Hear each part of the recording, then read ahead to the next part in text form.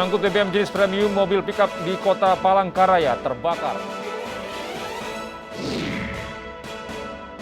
Kantor perusahaan pinjaman online di Jakarta dan Tangerang digerebek polisi.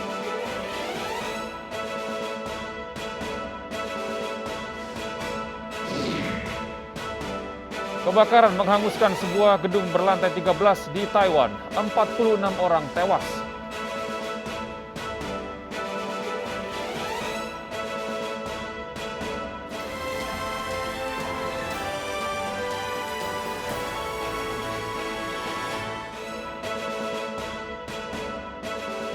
Selamat pagi pemirsa, kami hadir kembali dalam Manyus Pagi melengkapi informasi Anda pada pagi hari ini. Selain 3 berita utama tadi, kami juga akan hadirkan beberapa informasi penting lainnya bersama saya Gede Satria. Inilah Manyus Pagi selengkapnya.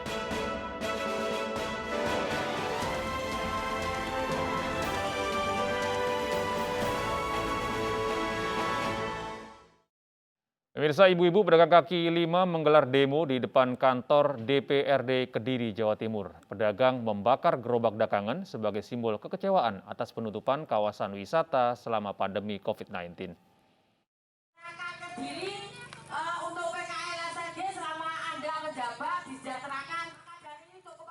Puluhan pedagang kaki lima yang biasa berjualan di kawasan wisata Simpang 5 Gumul berunjuk rasa di depan kantor DPRD Kediri, Jawa Timur. Janjinya mana, Pak? Monggo, Pak, mana? Sekarang gimana ini? Kami tidak punya apa-apa, Pak. Apa rumah kami akan kami jual? Beda. Sebagai simbol kekecewaan, massa membakar gerobak dagangannya. Mereka menuntut pemerintah Kabupaten Kediri segera membuka kawasan wisata sehingga para pedagang dapat mencari nafkah lagi.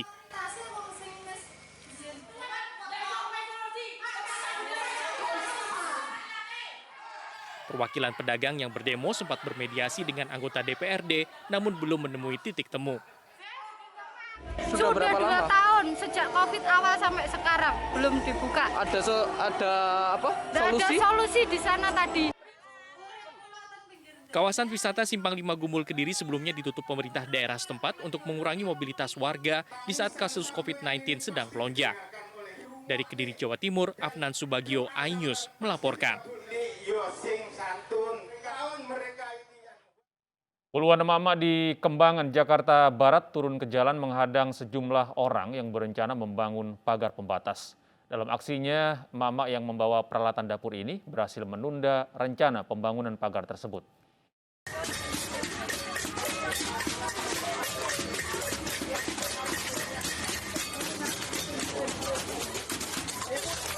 Video emak-emak warga jalan Kampung Basmol, Taman Kota Kembangan, Jakarta Barat mengusir sejumlah orang yang akan membangun pagar pembatas ini viral di media sosial.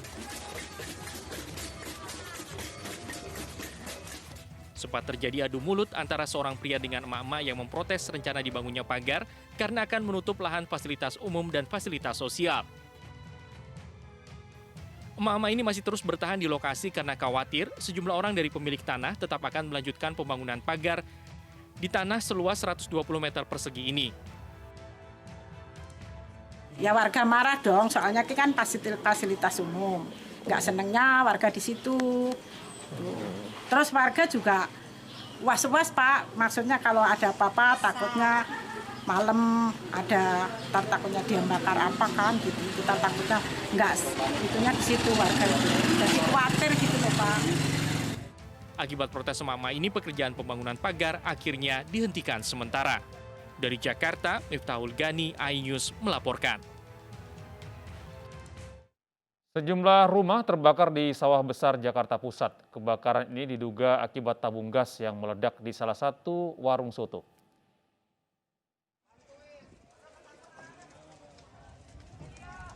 Kobaran api dengan cepat membesar dan menjalar ke sejumlah bangunan di Sawah Besar, Jakarta Pusat. Warga dan petugas pemadam kebakaran berupaya memadamkan api agar tidak semakin meluas.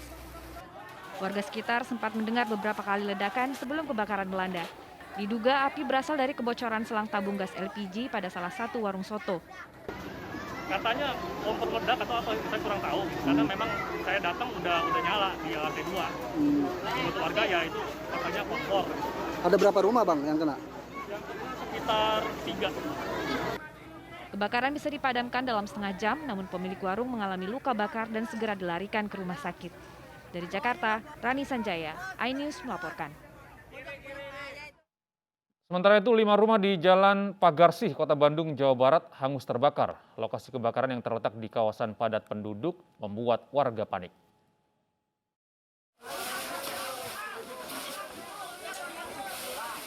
Kobaran api menghanguskan 5 rumah di Jalan Pagarsih, Kota Bandung, Jawa Barat. Sejumlah warga berjibaku memadamkan kobaran api dengan menggunakan alat seadanya. Petugas pemadam kebakaran Kota Bandung yang terjun ke lokasi kejadian langsung berupaya memadamkan api. Sempitnya akses dan banyaknya warga yang menonton kebakaran di kawasan padat penduduk ini menyulitkan petugas pemadam. Sumber api diduga berasal dari ledakan di salah satu rumah yang terbakar. Namun penyebabnya masih dalam penyelidikan Polrestabes Bandung. Dari pihak kepolisian yang akan melakukan. Tapi informasi itu terjadi ledakan ya, diledakan satu rumah gitu ya, dan itu juga tidak diketahui sampai sekarang. Dengan menurunkan 10 unit mobil damkar, dalam kurun waktu 1 jam, api pun dapat dipadamkan. Tidak ada korban jiwa dalam peristiwa ini, namun 20 warga yang terdampak mengalami kerugian ratusan juta rupiah. Dari Bandung, Jawa Barat, Juhpita Melana, iNews melaporkan. Petugas mengamankan puluhan remaja saat balap liar di Palangkaraya, Kalimantan Tengah. 2 orang remaja yang aksi freestyle viral di media sosial juga turut diamankan.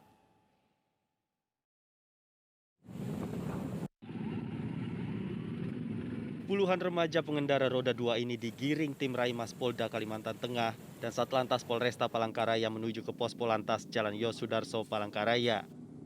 Mereka diamankan lantaran nekat menggelar aksi balap liar yang membahayakan pengguna jalan. Puluhan remaja ini rata-rata tidak bisa menunjukkan surat-surat kendaraannya. Mereka juga tidak memiliki SIM dan tidak menggunakan kelengkapan kendaraan. Dari puluhan remaja yang diamankan, terdapat seorang remaja pria yang videonya viral di media sosial atas aksi freestyle-nya beberapa waktu lalu.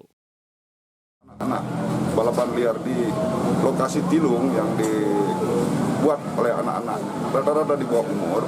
Lokasi tilung adalah lokasi ideal untuk balapan liar. Tapi kami dari Raimas dan Satlantas Polres Palangkaraya selalu bekerja sama. Kalau ada kegiatan informasi dari masyarakat, langsung kami tindak ke sana.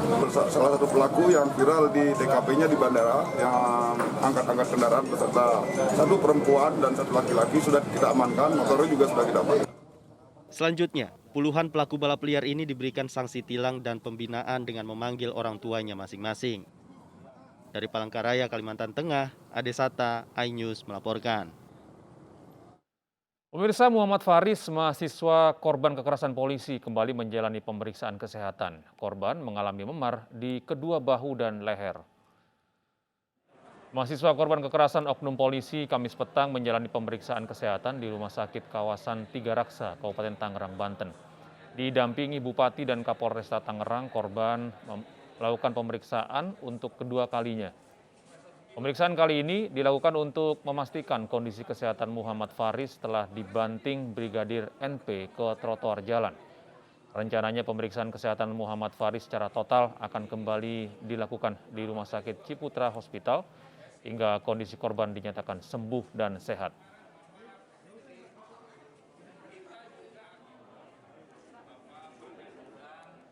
Sementara itu, buntut dari tindakan represif polisi, Aliansi Mahasiswa Tangerang berunjuk rasa ke Polda Banten. Aksi serupa juga dilakukan puluhan buruh di depan kantor Bupati Tangerang.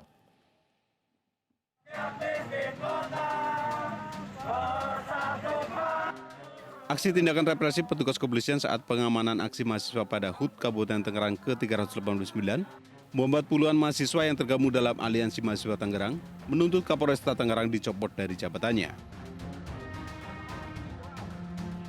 Jajaran Kapolresta Tangerang dinilai melanggar ketentuan karena telah melakukan tindakan represif pada mahasiswa yang tengah menyuarakan aspirasinya. Menuntut agar Kapolresta Tangerang dicopot sebagai jabatannya karena kenapa? Satu, dia tidak amanah. Kenapa dia sebagai controlling kepada masyarakat? Ya mereka itu bukan mengayomi bang, tetapi menghakimi, dan juga salah satu korban kita anak Himata ya di Smackdown bang.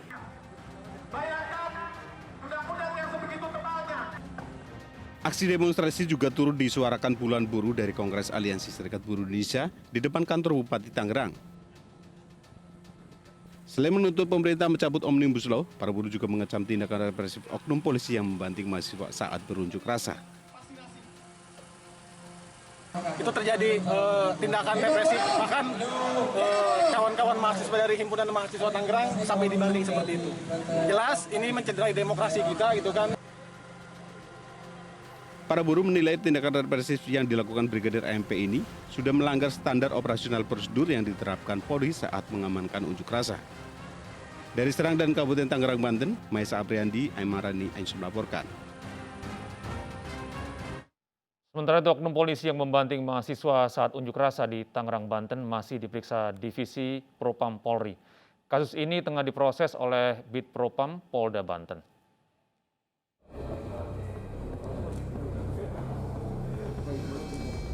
Brigadir NP, oknum polisi yang melakukan kekerasan terhadap mahasiswa saat aksi unjuk rasa di Tangerang, Banten, masih diperiksa Divisi Propam Polri.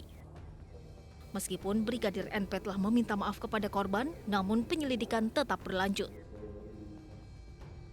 Sementara itu, Kabag Penum Divisi Humas Polri menyampaikan kasus kekerasan oknum polisi terhadap mahasiswa pengunjuk rasa ini tengah diproses oleh Bid Propam Polda Banten dan masih menanti hasil pemeriksaan.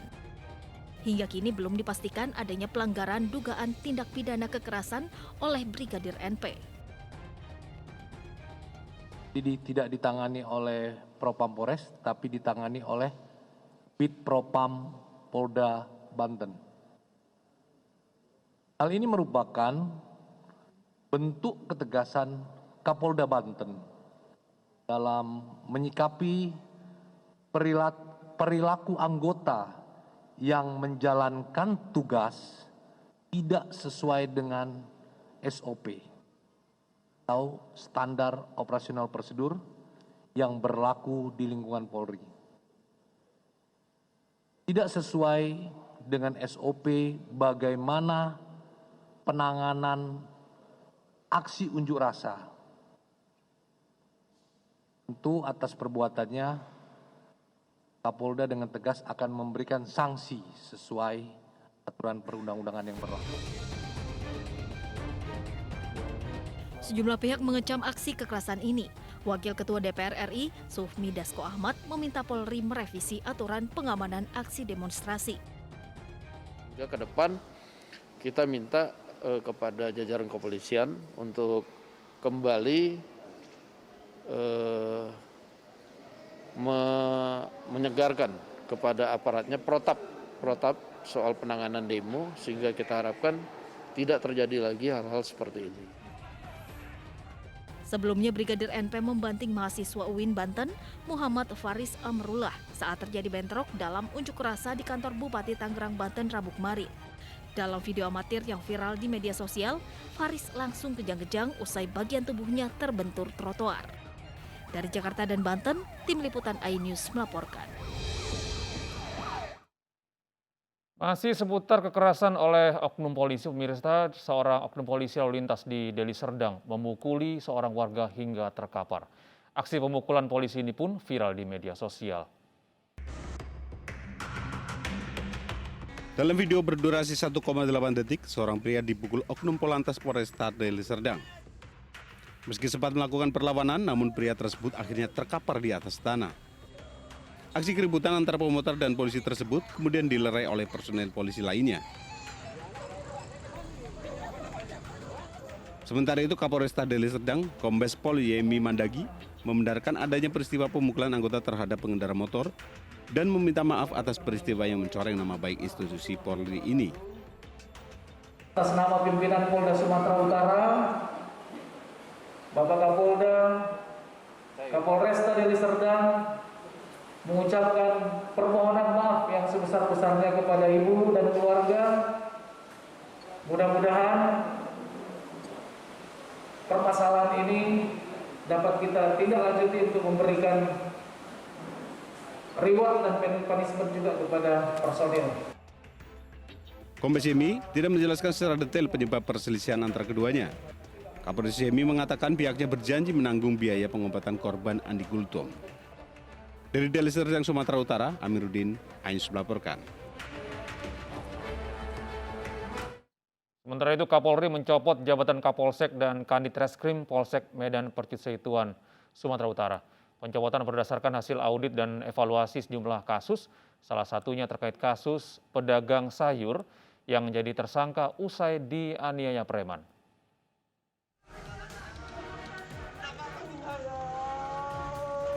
Pasca viralnya kasus penganiayaan di Pasar Gambir Tembung 5 September lalu, Kapolsek Percut-Seituan dan Kanit Reskrim Polsek Percut-Seituan dicopot dari jabatannya.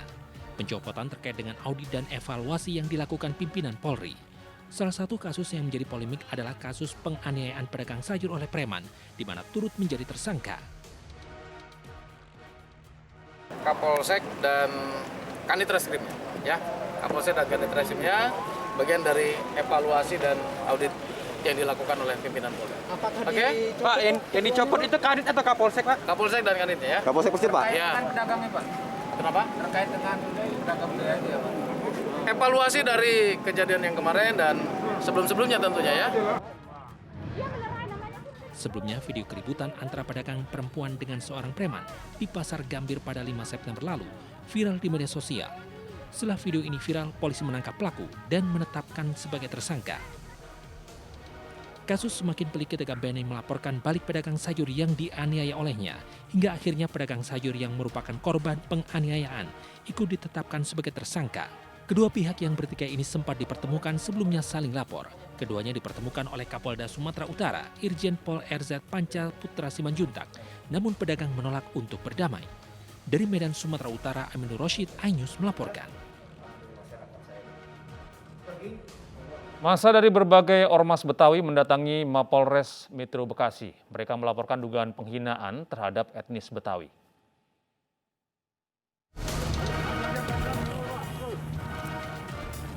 Ratusan orang dari berbagai ormas Betawi melaporkan kasus dugaan penghinaan etnis Betawi yang dilakukan oleh VN, salah satu oknum anggota ormas, ke Mapolres Metro Bekasi Kota. Masa pelapor berharap polisi segera menindaklanjuti laporan dan segera menangkap pelaku yang dinilai sudah meresahkan warga. Ya, kalau saya bilang perbuatan tidak menyenangkan lah terhadap orang Betawi. Jadi jangan sampai nanti berlarut-larut, ya, timbul masalah lebih besar. Jadi karena ini negara hukum, ya kita serahkan kepada hukum, itu aja. Alat besi apa alat berat? Alat berat, apanya yang disuruh ambil? Dalam video amatir berdurasi lebih dari 1 menit, salah satu oknum anggota ormas menginterogasi warga yang diduga mencuri barang di salah satu lokasi proyek pembangunan di Jalan Raya Kalimalang, Bekasi Selatan, Kota Bekasi pada Rabu malam. Namun interogasi disertai kata-kata hinaan. Rekaman penganiayaan dan hinaan ini pun viral di media sosial dan berujung pelaporan polisi. Dari Bekasi, Jawa Barat, Rahmat Hidayat, iNews melaporkan. Beralih ke informasi lain, pemirsa, mengangkut BBM jenis premium, mobil pickup di Kota Palangkaraya terbakar. Sementara pengemudi mobil kabur saat kejadian dan masih dalam pencarian petugas.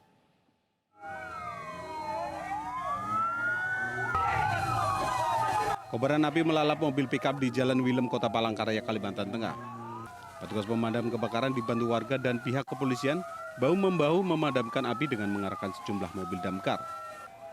Namun, api sulit dipadamkan lantaran di bagian belakang mobil terdapat banyak BBM jenis premium. Petugas akhirnya membongkar bak belakang mobil agar lebih mudah dipadamkan. Akibat kebakaran ini, 1 orang warga mengalami luka bakar ringan akibat terkena sambaran api dari ledakan mesin pompa air dan langsung dilarikan ke rumah sakit menggunakan mobil polisi. Pemadaman itu dikarenakan keras BBM-nya. Kita tidak tahu, yang jelas ini di atas premium. Pertalite, Pertamax, mungkin saja Pertamax 92, 93, 94, 96. Sementara masih dalam penyelidikan apa penyebab terjadinya kebakaran mobil ini. Informasinya memang membawa BBM ya untuk mobilnya sendiri? Untuk sementara masih belum kita ketahui dan kita masih dalam penyelidikan dulu, baik dari saksi maupun pengguna kendaraan itu sendiri. Untuk saat jadi pengemudi kendaraan kemana? Nah, untuk sementara ini masih belum kita temukan. Api baru bisa dipadamkan 1 jam kemudian. Belum diketahui penyebab pasti terbakarnya mobil yang diduga mengangkut BBM tersebut. Saat kejadian, pengemudi mobil kabur dan kini masih dalam pencarian petugas. Dari Palangkaraya, Kalimantan Tengah, Ade Sata, iNews melaporkan. Polisi menggerebek kantor pinjaman online ilegal di Jakarta dan Tangerang. Kami hadirkan informasinya saat lagi.